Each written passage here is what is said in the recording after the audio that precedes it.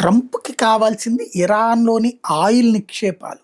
అంతే తప్పించి ఇరాన్‌ని పరిపాలించడం గాదు. ఇరాన్‌లో పాలన మారాలని కోరుకున్నది ఇజ్రాయెల్. పహ్లావి ఎవడైతే అమెరికాలో ఉన్నటువంటి ఒకప్పటి రాజు యొక్క సోదరుడిని అక్కడ పెట్టాలనుకున్నాడు. రాజు కొడుకుని వీళ్ళని పెట్టాలనుకున్నది. అదే సందర్భంలో ఒక పపెట్ గవర్నమెంట్ ఉండాలని అమెరికా అనుకుంది. లైక్ ఇరాక్‌లో ఉన్న గవర్నమెంట్ లాగా ఉంటే, వెనిజులాలో ఉన్న గవర్నమెంట్ లాగా ఉంటే అక్కడ ఆయిల్ తను నొక్కేయొచ్చు అనుకుంది. ఇరాన్ మొండిగా నిలబడింది, కలబడింది, తడబడకుండా తన్ని తరుముతోంది. ఇప్పుడు అమెరికా గెలవదు, ఇరాన్ ఓడదు. ఇరాన్ గెలవదు, అమెరికా ఓడదు. కానీ ఇక్కడ ముగింపు పలకాల్సిన అవసరం అమెరికాకు. ఎందుకయ్యా అంటే ఇరాన్ని బలహీనపరిస్తే నష్టపోయేది అమెరికా. అరబ్ దేశాలు రేపు పొద్దున అమెరికా మాట వినవు. అదే సందర్భంలో ప్రపంచం ముందు తల కొట్టేసినట్టు అవుతుంది.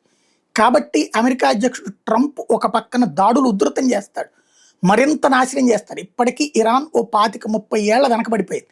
ఇవాళ నష్టపోయిందంతా మళ్ళీ సంపాదించుకోవాలంటే ఏ రిస్ట్రిక్షన్స్ లేకుండా సాగితే 25-30 ఏళ్ళు పడుతుంది. రిస్ట్రిక్షన్స్తో సాగితే 50-60 ఏళ్ళు పడుతుంది. ఒక ఆఫ్ఘనిస్తాన్ లాంటి బ్రతుకుతుంది, ఒక ఇరాక్ లాంటి బ్రతుకు అవుతుంది.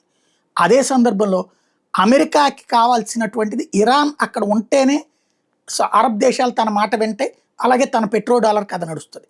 కాబట్టి మధ్యవర్తిత్వం అనేటటువంటి దానికంటే కూడా అమెరికా ఏదో ఒక విధంగా యుద్ధం ముగించే ప్రయత్నం అయితే చేస్తుంది.